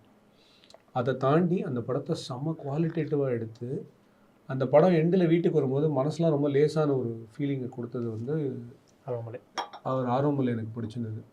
அண்டு வரக்கூடிய காலங்களில் என்ன படம் வரப்போகுது அப்படின்னு தெரியாது. நான் I was actually expecting for வா வாத்தியார். ஏன்னா I am a big fan of Nalan. சில படங்கள்லாம் வந்து சினிமாவோடைய ஸ்பியரே அப்படியே மாற்றி விடும். அதில் வந்து நலனோட Soodhu Kavvum was one important film for இன்றைக்கி குமார சம்பவம் வரைக்கும் நான் ஒரு பிளாக் காமெடி தைரியமாக எடுக்கிறேன்னா, இன்றைக்கி நலன் கொடுத்த ஜெயிலர் வரைக்கும் நலனோட இம்பேக்ட் இருந்திருக்கு டெக்னிக்கலி இல்லையா. ஸோ அதே மாதிரி இப்போ ஃபார் எக்ஸாம்பிள் மெட்ராஸ் அப்படின்ற ஒரு படம் வரல அப்படின்னா இன்றைக்கி வந்து இஃப் ரஞ்சித்தோடைய சில படங்கள் வந்து வரல அப்படின்னா இன்றைக்கி தமிழ் சினிமாவில் சில களங்களை யோசிச்சே பார்த்துருக்க முடியும் நம்மளால். அந்த ஒரு See, கேட் அவர் வந்து அந்த படத்தில் வெற்றி பெற்றாரா தோல்வியுற்றாரான்றதெல்லாம் வந்து இந்த கமர்ஷியல் ஆஸ்பெக்ட்ஸ்குள்ளேயே நான் வரல. அந்த படத்தோட டேர் இருக்குல்ல, நீங்கள் தங்கலான் மாதிரி ஒரு கதையை யோசிக்கவே முடியாது. அவர் அந்த படத்தை எடுத்துட்டார். ஸோ அது அது அந்த மாதிரி ஒரு படம் நலனோட படம். ஸோ அந்த படத்தை நான் எக்ஸ்பெக்ட் பண்ணியிருந்தேன். பட் ஃபார் சம் ரீசன் தள்ளி போயிருக்குன்றாங்க. அதனால் அதுக்கு நான் வெயிட் பண்ணுறேன். ஓகே. அண்டு ரொம்ப ஜனரஞ்சகமாக ரொம்ப என்ஜாய் பண்ணது குடும்பஸ்தன். குடும்பஸ்தன். ஏன்னா நான் குடும்பஸ்தனை எக்ஸ்பெக்டே பண்ணல. பட் மணிகண்டன் ஆக்டிங்காக பிடிக்கும். நான் எக்ஸ்பெக்டே பண்ணல அந்த படம். நான் அவ்வளோ நேரம் சிரிப்பேன், அவ்வளோ என்ஜாய் பண்ணுவேன், நான் எக்ஸ்பெக்ட் பண்ணல. எனக்கு குடும்பஸ்தன் நல்லா பிடிச்சிருந்துச்சு. அப்போ தான் பேட் கேர்ள் வந்து ரொம்ப இன்ட்ரெஸ்டிங்கான, நம்ம அந்த பெர்ஸ்பெக்டிவ்ல நம்ம யோசிச்சே இருக்க மாட்டோம்ல, நம்ம பசங்களுக்குள்ளேயே பேசிப்போம். ஸோ ஒரு கேர்ள் பாயிண்ட் ஆஃப் வியூலேருந்து ஒரு லவ்வையோ இல்லை ஒரு பையனை பார்க்குறதையோ அவங்க எப்படி அவங்களுக்குள்ளே எப்படி என்ன பேசிப்பாங்க, இல்லை அவங்களுக்குள்ளே இது என்ன மாதிரியான ரியாக்ஷன்ஸை க்ரியேட் பண்ணோம் அப்படின்ற அந்த டேக்கே இன்ட்ரெஸ்டிங்காக இருந்துச்சு. எனக்கு ரொம்ப ஃபேவரட்னா எனக்கு பைசன் தான். பைசன் தான் எனக்கு ரொம்ப பிடிச்சிருந்துச்சு. எனக்கு ஒரு ஃபிலிம் மேக்கராகவே அவங்க மாரிசெல்வராஜ் சார் வந்து ரொம்ப ரொம்ப பயங்கர அவங்க கிராஃப்ட்மேன்ஷிப்பில் அவங்களுக்கு ஒரு நம்பிக்கை இருக்குல்ல. ரொம்ப அப்ரப்டாக ஒரு இன்சர்ட் ஒன்று போடுறாங்க. ஆனால் அந்த இன்சர்ட்டுக்கும் நடக்கிற கதைக்கும் சம்மந்தமே இல்லை. ஆனால் அது அவ்வளோ பெரிய வேல்யூ ஒன்று கொடுக்குது. இப்போ லாஸ்ட்டில் கூட இவர் வின் பண்ணிடுவார். அங்கே போய் வின் பண்ணிவிடுவாங்க. வின் பண்ணிட்டு அடுத்த ஷாட் வந்து இங்கே வரணும், இங்கே அந்த அவார்ட் கொடுக்க. இது ரெண்டுத்துக்கும் நடுவில் ஒரு சின்ன பையன் மரத்துக்கு மேலே உட்காந்துட்டு இருக்க மாதிரி ஒரு ஷாட் காட்டியிருப்பாங்க. நம்ம ஒரு மெட்டஃபர் ஒரு டைரக்டர் சொல்கிறது ஓகே, அந்த மெட்டஃபரை வந்து ரொம்ப எளிய மக்களுக்கும் புரியுதா மாதிரி சினிமா அண்டர்ஸ்டாண்டிங் பெருசாக இல்லாமல் வெறும் படத்தை பார்த்து ரசிக்கிற ஒரு ஆளுக்கும் அது ஈஸியாக புரியுதா மாதிரி சொல்கிறது இருக்குல்ல, அது வந்து ரொம்ப செலிப்ரேட் பண்ணக்கூடிய ஃபிலிம் மேக்கர்ஸ் இவங்களான்னு நான் ஃபீல் பண்ணுவேன். நீங்கள் இதில் கர்ணனில் கூட கர்ணன் தான் அந்த டாங்கி கால் கட்டு போட்டுக்கிட்டே இருக்கும். அவர் எப்போ அந்த கால் கட்டை உடைக்கிறாரோ அப்போ தான் இவரும் அதுலேருந்து பிரேக் ஆகி வெளியே வருவார். அந்த டாங்கி எப்போ மலைக்கு மேலே போய் நிற்கிதோ இவரோட கேரக்டர் பீக்குமே அங்கே தான் வந்து நிற்கும், அந்த பஸ்ஸை உடைப்பார். இதை ஒருத்தர் எக்ஸ்பிளைன் பண்ணாமல் நீங்கள் அந்த மெட்டஃபரை பார்க்கும்போது உங்களுக்கு அண்டர்ஸ்டாண்ட் ஆகுதில்ல.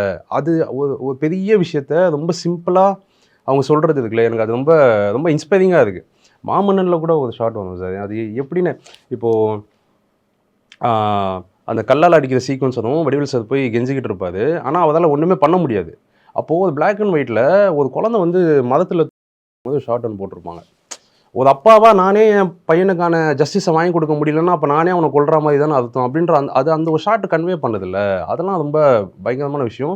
அவர் ஆல்ரெடி ரைட்டராக இருக்கிறதுனாலையும் எனக்கு இந்த தென்னாடு சாங் எனக்கு ரொம்ப பிடிச்சது.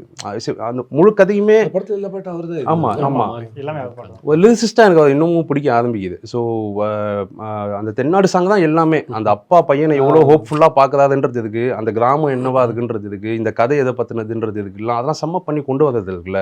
ஸோ இந்த இயர் பைசன் வந்ததுனால எனக்கு பைசன் ரொம்ப one film I forgot to mention was பறந்து போ. ராம் சாரோட ரொம்ப நாள் கழிச்சு ராம் சார் படம் ஒன்று வருது. பட் அது எப்படி ஒரு படம் அப்படின்னு எனக்கு புரியவே இல்லை. கதையே கிடையாது அந்த படத்து. இதுதான் கதைன்னு நீங்கள் சொல்ல முடியாது. ஆனால் என்னென்னா அந்த மொமெண்ட்ஸ் ஆஃப் திஸ் ஃபிலிமில் இட்ஸ் சம்திங் லைக் நம்ம சைல்டுஹுட்டில் வந்து ஒரு ஃபுல் டே நமக்கு போயிருக்கும், நம்ம கசின்ஸோட விளையாடி இருப்போம். என்ன விளையாடணும்னு வீட்டில் வந்து கேட்டால் நமக்கு சொல்ல தெரியாதுல்ல. அது அந்த மாதிரி ஒரு படம். ஆனால் அந்த படம் வந்து ரொம்ப அழகான ஒரு படம். அவரோட படங்கள்லேயே இது ஒரு ரிலாக்ஸ்டான ரொம்ப எனக்கு அப்பாடா ராம் சார் ஜாலியாக ஒரு படம் எடுத்திருக்கிறேன். அப்படி தான் நான் அந்த படத்துக்கே போய் பார்த்தேன். நிறைய விஷயங்கள் பேசியாச்சு. அடுத்ததாக என்ன ப்ராஜெக்ட் எப்போ எதிர்பார்க்கலாம், என்ன மாதிரி பண்ண போகிறீங்க? உங்களுக்கு தலைவன் தான் பெரிய ப்ராஜெக்ட், அவரே பெரிய ப்ராஜெக்ட் அப்படின்றது இல்லை. நீலம் ப்ரொடக்ஷனில் தான் ஒர்க் பண்ணுறேன். மாடல் ராதா வந்த ஒரு 10 daysலேயே சைன் பண்ணிட்டாங்க. நான் எழுதுறதுக்கு தான் டைம் எடுத்துகிட்ருக்கேன். இன்னும் கூட எனக்கு ஒரு 1 month டைமில் முடிப்பேன்னு நினைக்கிறேன். முடிச்சுட்டு அனௌன்ஸ் பண்ணுற மாதிரி இருக்கும். என்ன மாதிரி எதிர்பார்க்கலாம்? இது லவ் ஃபில்ம். ஆமாம், லவ் காமெடி. ஓகே, தலைவன் கமர்ஷியல் இறங்கிட்டார். லவ்ன்றதே கமர்ஷியல் ஆகிடுச்சு அப்படின்னா கமர்ஷியல் ஃபிலிம் தான். ஓகே, நீங்கள் இவர் சொல்லிட்டு இல்லை, நான் இப்போ தான் எழுதி முடிச்சதுங்க. ஸோ நான் பிச் பண்ண ஸ்டார்ட் பண்ணியிருக்கேன் இப்போ தான். ஸோ எங்கே என்ன அந்த டீட்டெயில்ஸ்னால் எதுவுமே இன்னும் தெரியல. ஆல்மோஸ்ட் இந்த ஜானர் தான். பட் ஆனால் அந்த ட்விஸ்ட் எனக்கு அந்த ஹியூமனோட அந்த டார்க் சைடு இருக்குல்ல, நம்ம வெளியில் பேசாத இல்லை அந்த மாதிரியான விஷயங்களை டீல் பண்ணுறதுல எனக்கு ஒரு இன்ட்ரெஸ்ட் இருக்குது. ஸோ அடுத்த படத்தில் ட்விஸ்ட் அண்ட் டர்ன்ஸ்லாம் அதுக்கு மாதிரி எனக்கு தெரில. பட் அந்த கேரக்டர்ஸ் அவங்களுக்குள்ள அந்த கிரே ஷேடு அதெல்லாம் இருக்கும்னு நான் பிலீவ் பண்ணுறேன். சீரியஸாக இல்லை படம் தான். Future film. ஓகே. எனக்கு வந்து என்னென்னா, to be very honest, Kumara சம்பவம்க்கு அப்புறம் ஃபஸ்ட்டு வந்து ப்ரெஸ்ஸில் ரொம்ப பெருசாக அந்த படத்தை பற்றி பேசினாங்க. ஸோ அது பெரிய விஷயம். எனக்கு ப்ரெஸ் ஷோக்கு அப்புறம் எனக்கு அதுக்கப்புறம் அந்த படத்துடைய கமர்ஷியல் சக்ஸஸ் அப்படின்றது இட் மேட்டர்ட். அது எல்லா ஃபிலிம் மேக்கர்ஸ்க்கும் இட் மேட்டர்ஸ். பட் அந்த கமர்ஷியல் சக்ஸஸ் வராத போது திருப்பி நான் அதே ஸ்டார்டிங் ஸ்டேஜ்லேயே வந்து நிற்கிற மாதிரியான ஒரு சுச்சுவேஷன் வந்து க்ரியேட் ஆகிடக்கூடாதுன்றது நான் ரொம்ப தெளிவாக இருக்கேன். ஸோ அந்த படம் வந்து ஓடிடியில் வரும்போது அதுக்கான வரவேற்பு எப்படி இருக்குது அப்படின்றத பார்த்துட்டு அதுக்கப்புறம் தான் நான் அடுத்தது மூவ் பண்ணலான்னு ஒரு ஐடியா. ஓகே. பட் ரொம்ப இம்பார்ட்டண்ட்டாக என்னென்னா, நான் வந்து இவங்க தான் நிஜமாகவே பயங்கரமாக எழுதுகிறாங்க. சரியா? நம்ம அப்படி கிடையாது. நம்ம மழைக்காலத்துக்கு சேர்த்து வச்சுருக்க எறும்பு மாதிரி ஏற்கனவே ஒரு 10-15 கதை எழுதி வச்சாச்சு. இதுக்கப்புறம் நான் புதுசாக போய் ஒரு கதையை தேடி கண்டுபிடிச்சி எழுதுறதுக்கெல்லாம் எனக்கு டைம் அண்ட் ஸ்பேஸ் இருந்ததுன்னா I can always do. Okay. But I want to be one film maker where என்னோட ஜானர்னு ஒன்று இருக்குது. அது என்னென்னா, ஒரு லோ பட்ஜெட் ராஜு இராணி படம் மாதிரி இருக்கணும் என் படம். என் படம் எல்லாருக்குமான படம். எப்பயுமே எல்லோரும் சிரிக்கணும், எல்லோரும் சந்தோஷமாக இருக்கணும், அந்த மாதிரி படம் தான். ஓகே. நான் ரொம்ப ஒரு ஹார்ட் ஹிட்டிங் ஃபேக்டர் லைட்டாக கடந்து போய் சாதாரணமாக சொல்லிட்டு போகிறது தான் எனக்கு வரும். பட் அது கூடலோ குறைச்சலோ அது எப்படி வரப்போகுது அப்படின்றத. But I really want to do a very interesting sports drama. அது ரொம்ப நாளாக மைண்டில் இருக்குது. அண்ட் என்னென்னா, நான் ரொம்ப சிட்டிலேயே பிறந்து வளர்ந்து பயங்கரமாக வாழ்ந்த ஒருத்தனா, நான் ஒரு கிராமத்து படம் எடுத்தால் எப்படி இருக்கும் அப்படின்னு ஒன்று. ஸோ அதுக்கு நான் என்னை எக்யூப் பண்ணிக்கணும் அப்படின்னு நான் நினைக்கிறேன். எல்லாமே நான் சொல்கிற ஜானரில் தான் இருக்கும். ஸோ அதனால் குடும்பத்துடன் வந்து கண்டுகளிக்க அந்த மாதிரி தான் நான் படம் எடுப்பேன்.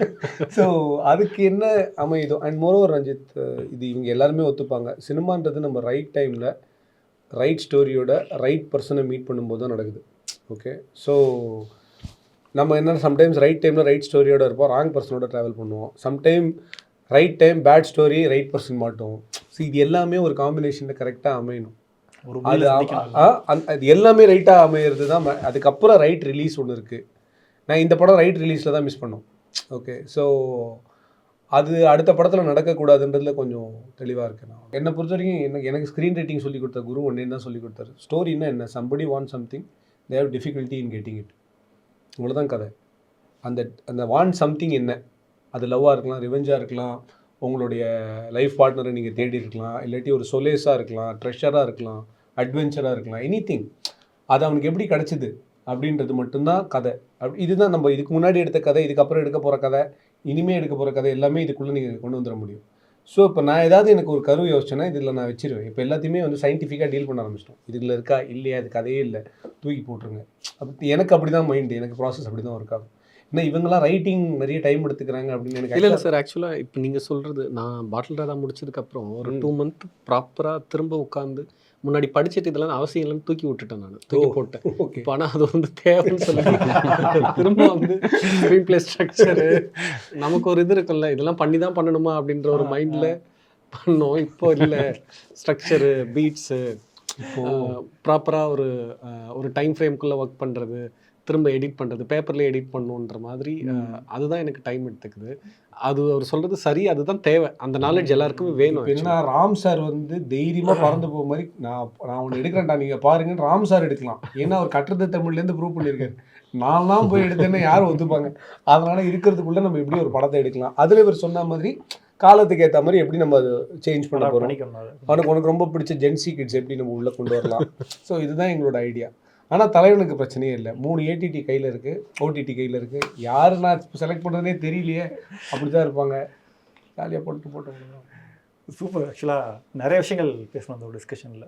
கடுகு சிறுத்தாலும் காரம் குறையாதுன்ற மாதிரி 3 பேராக இருந்தாலும் நிறைய விஷயங்கள் பேசணும். ஒரு படம் எப்படி ஆரம்பிக்குது, அது ஆடியன்ஸுடைய பாயிண்ட் ஆஃப் வியூ எப்படி கூட போய் சேர்க்குறது அப்படின்றத நிறைய தாட்ஸ் ஷேர் பண்ணிங்க. கண்டிப்பாக அந்த வீடியோ பார்க்குறவங்களுக்குமே சினிமாவில் வரணும்னு நினைக்கிறவங்களுக்கு கண்டிப்பாக பயனுள்ளதாக இருக்கும். ஸோ உங்கள் நேரத்தை பகிர்ந்து இவ்வளோ விஷயங்கள் ஷேர் பண்ணிடுறதுக்கு 3 பேத்துக்குமே நன்றி. உங்களுடைய அடுத்த ப்ராஜெக்ட்ஸுமே கண்டிப்பாக சக்ஸஸ் ஆகணும், திரும்ப உட்காந்து பேசணும் அப்படிங்கிறது என்னுடைய ஆசை. ரொம்ப நன்றி. தேங்க்யூ.